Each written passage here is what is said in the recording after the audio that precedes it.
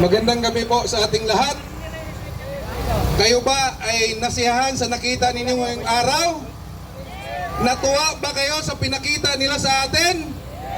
Dapat sila ang magbigay sa atin ng example bilang isang mga leader ng ating bayan. Pero anong pinakita nila sa atin? Kabastusan. Mga kasama, bumalik tayo sa history na nangyayari sa administration na to. Ito bang senaryo na nakikita ninyo ngayon, nangyari ba yan doon sa Davao? Nangyari ba yan sa QGC? Nangyari yan.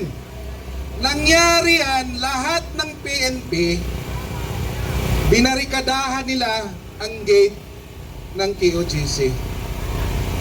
Pero may pagkakaiba yan. Mamaya, isa-isahin ko lang.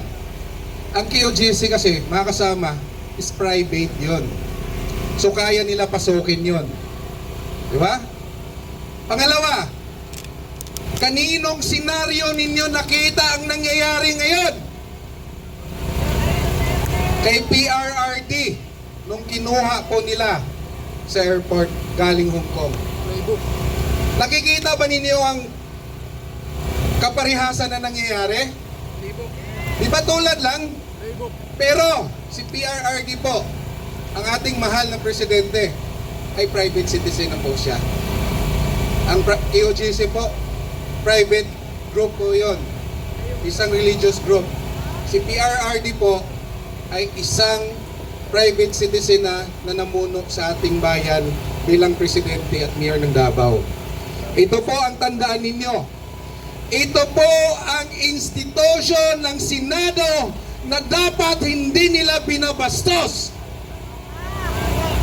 Ito po ay mandated po ng tao ang ating mga senador. Binuto po yan sila ng tao. Bakit nila binabastos? At ito pa, mga kasama, huwag ninyo itong kalimutan. Pinasok nilang Senado ng gulo, may putok. Ano yon? Inaatake nila? Ano yon? Binabastos nila harap-harapan ang ating mga senador. Binabastos nila harap-harapan ang institusyon na siyang gumagawa ng batas ng Pilipinas para sa mga Pilipino, para ito maprotektahan at mabigyan ng magandang buhay ang mga Pilipinong nangangailangan. Pero anong ginawa nila? Pinakita nila, pambababoy nila, hinarangan dito. Bakit ninyo hinarangan dyan, tapos sa loob nagkakagulo? Ha? Kayo dyan, dapat protektahan ninyo ang institusyon na to. May nangyayaring gulo sa loob. Andito kayo, binabantay ninyong maraming tao na gusto tumulong. Hindi ko po maintindihan eh. Hindi ko po maintindihan kung saan kayo humuhugot. Alam mo, ang sarap magmura pero naintindihan naman natin ang trabaho nila. Pero may gulo sa loob. Dito kayo lahat, sobrang dami.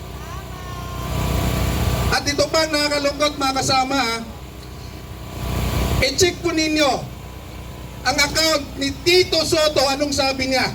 Basahin ninyo. Ngayon lang, ang sabi niya, nalulungkot daw siya dahil para daw hindi siya nabigyan ng proteksyon ng PNP. Eh bakit bago magkagulo lumabas siya? Tama! Tama! Anong meron?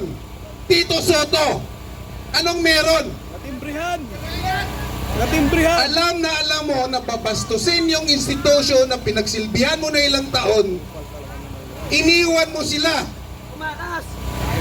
para kunwari hugas kamay. Ang nakakalungkot pa sa'yo, Tito Sotto, Mr. Tito Sotto, ang nakakalungkot sa'yo, linaglag mo pa ang usaa. Ang sinabi mo, usaan ang bahala nung pumasok ang NBI. Eh sino ba Senate President? Sino ba may utos? Hindi naman ako naniniwala sa tagal ko ng Senado. Gagawa ang usaa, gagawa si General ng kalukuhan na hindi mo alam. Walang ganon. Kaya huwag mo kaming lukuhin.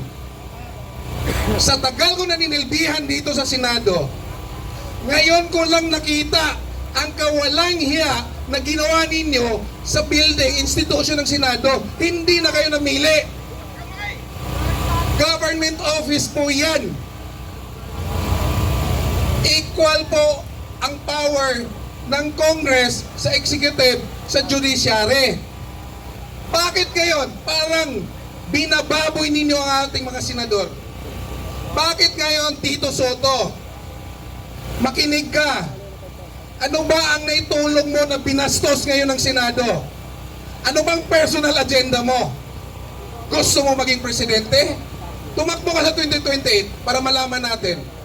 Hindi yung nangangagaw kayo ng posisyon. Mga kasama, para sa kaalaman po ng lahat, habang nagkakagulo po tayo dito sa labas at sa loob, nasubmit na po ang article of impeachment po sa Senado. Na-receive na po nila. Andiyan na po sa loob. Andiyan na po siya sa loob. Pero, ang mga senador, ang mga minority senators, sino ba yung mga minority dyan? Alam mo, tandaan ninyo to ang mga senador ang gumagawa ng batas. Pero, may resolution sila na ipinasa yung 5. Si Lacson, hindi ko maintindihan kung kailan tumanda. Biglang nagbago ang prinsipyo.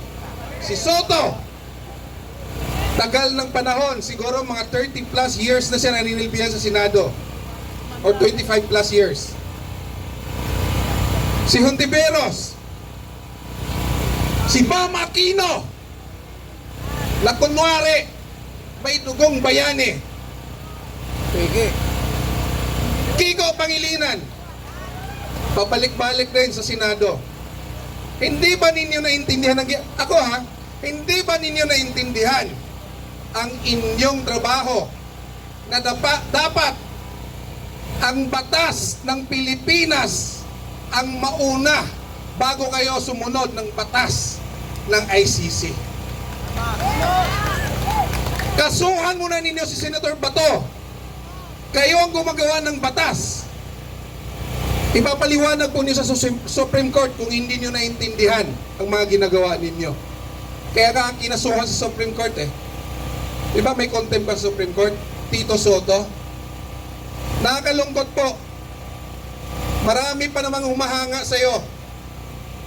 Pero, ikaw din ang isa na sumira ng institusyon ng Senado dahil sa kabastusan mo. Mga kababayan, itong nangyayari sa ating lahat ngayon, ikasama na to sa ating demokrasya. Kaya, lahat kayo may karapatan magsalita. Lahat kayo dapat iparating natin ang ating mga nadismaya tayo sa mga taong naninilbihan sa atin. At sana mga kasama, protektahan po natin ang ating mga senador na alam natin na lumalaban para sa ating bayan at para sa tama at kinabukasan ng ating mga anak. Maraming salamat po at magandang gabi sa inyong lahat.